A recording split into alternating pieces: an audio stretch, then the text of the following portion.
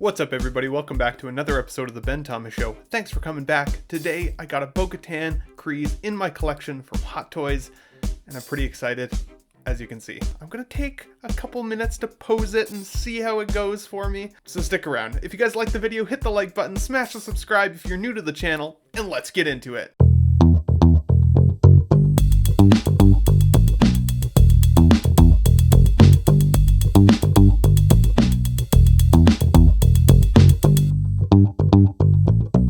So I have to say I've been really enjoying seeing Bo-Katan again, especially in the new Mandalorian Season 3. She's been a badass character, and I mean she always was, but she has more of a presence to me in this season than she even had in the second season when we got a chance to meet her.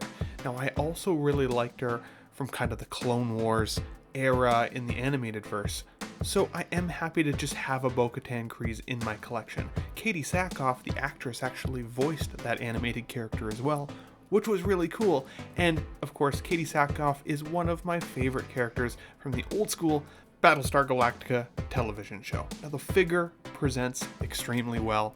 I loved that art piece at the beginning.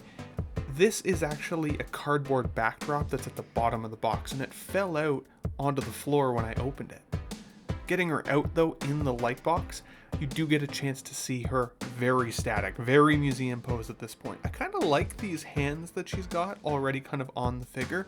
It has kind of a quick draw McGraw type of feel to it, and I'm kind of digging that. Now I'll also say that I know that this head sculpt in particular has been a bit divisive within the community. Some people say that it doesn't look anything like Katee Sackhoff.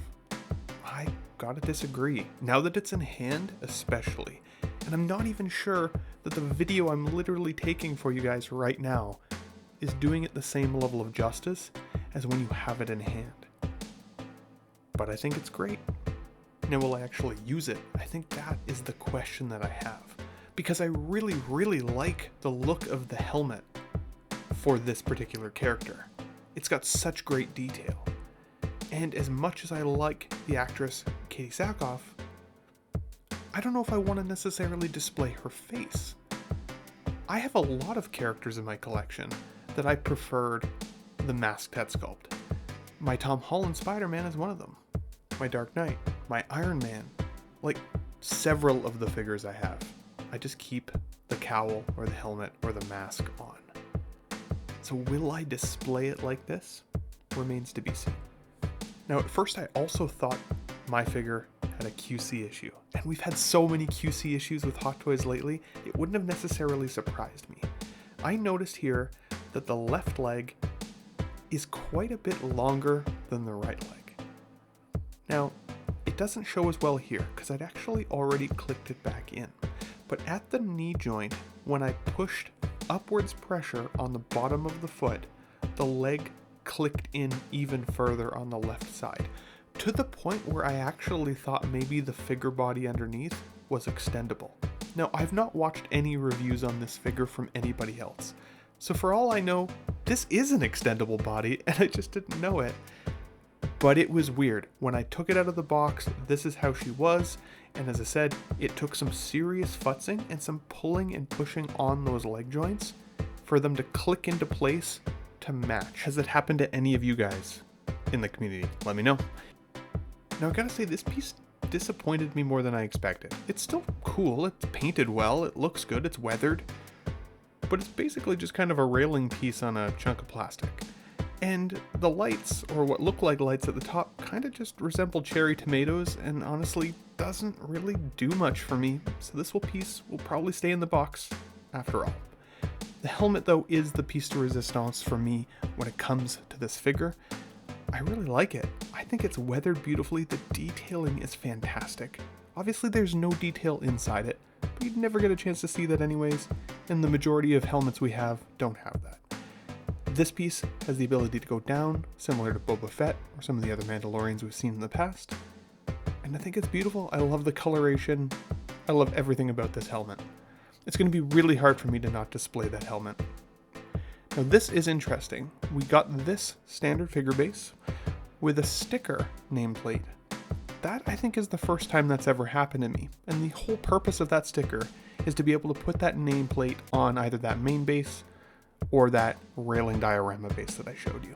But I don't know about you guys, I've got shaky hands sometimes, and I'm gonna get that thing on there so freaking crooked it's gonna look ridiculous. So to me, my preference is just put the nameplate on the figure base right from the get-go. I'd be happy with that. Call it a day. Now, some accessories that we get here, pretty standard, made of plastic, painted okay, nothing too crazy. I do like this little piece that you can send out of her arm plate. I think that looks really cool, and it is on a wire, so I think that's, nice anyways. The hands are relatively standard. When it comes to Hot Toys hands like this, I feel like they're kind of the same most of the time. In fact, I'm starting to get kind of bored with the amount of hands that I have in my collection. I know that's a weird thing to maybe note, but I like to try and find the 2 best hands that I like the most, and then they stay on the figure most of the time, and I got a whole basket full of hands now. These are also okay. I feel like I've seen better flame effects from other figures in the past, so while I appreciate the fact that they gave it to us, I honestly won't use it all that often. I am going to show a pose later though with her in flight mode, so that might change my mind as well. This is that cardboard backdrop that they give us. Honestly, it's kind of fuzzy looking. I don't love it. I put her in front of it just for this photo. It's okay. I probably won't use it though. Now, the other thing I think that is worth noting if you're thinking about picking this figure up is that her joints are incredibly stiff. Incredibly. Ratcheted, I believe. At first, I was worried I was going to break the arm in the socket, but then you could hear a noticeable click up. Now, my suggestion would be take the shoulder pads off. They're Velcroed on. If you're going to put her arms up in shooting position or flight mode or anything like that, take those pads off first, re-stick them on after the fact. You see that her leg goes up to there, doesn't really pull too far in front. She's got very tight restricted pants. But again, nothing to kind of write home about, nothing that I would say is a concern.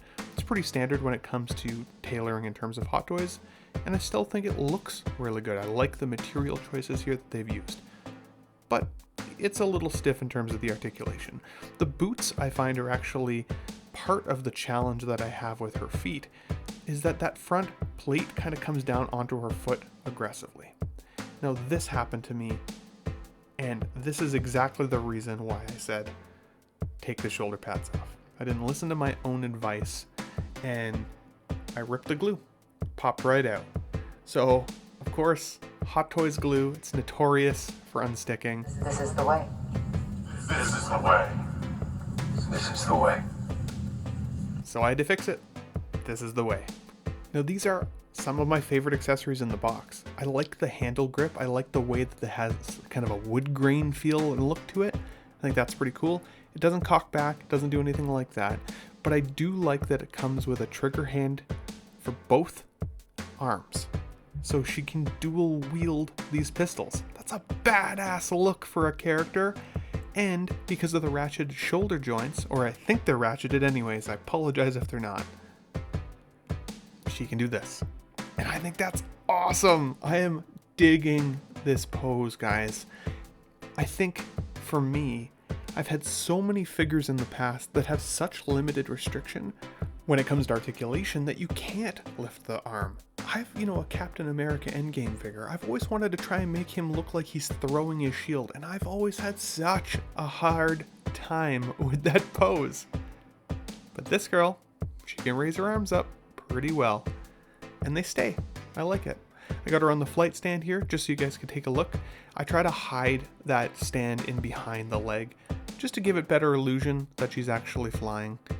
This, she's standing entirely by herself. She's got one foot planted on the ground and just her tiptoe on the backside, and she's standing no problem. She's got a very stiff body for posing, which I appreciate. I don't have earthquakes where I am here in Canada, so I don't like to use the figure stands. I like to see that she can be relatively dynamic. I want to see her looking like she's walking into the room being a badass. Now this is something that I appreciate about this figure as well. The jetpack is fixed onto the figure, so when you pose it, it's not popping off like crazy. That was one of the biggest things that drove me nuts about my Empire Strikes Back Boba Fett. I literally almost threw that guy across the room, and so thank you for just fixing it onto this character at this point. She wears it most of the time anyways, so it's cool. I like it. But how would I rate this figure for you? Would you consider buying it after seeing this video? For me, I am happy I paid the price that I did. I paid the full retail price, and she did not disappoint. I do think that the head sculpt is good, but I would give it still about an 8.5 out of 10. 8 to 8.5. I see the actress likeness there, but it's not perfect. I just love this helmeted sculpt so much that, this is honestly probably going to be 99% of the way I still pose this figure. But I would rate this figure overall in terms of value, in terms of everything she comes with, and the badass factor, as well as her relevance now in Mandalorian Season 3. I would give this figure release an 8.5 out of 10. But I'd love to hear from you guys down in the comments below. Do you already have this figure? Are you thinking about picking it up? Let me know. If you guys like this video, hit the like button for me, smash the subscribe if you're new to the channel, and I will catch you guys on the next figure review. Thanks for watching, everybody.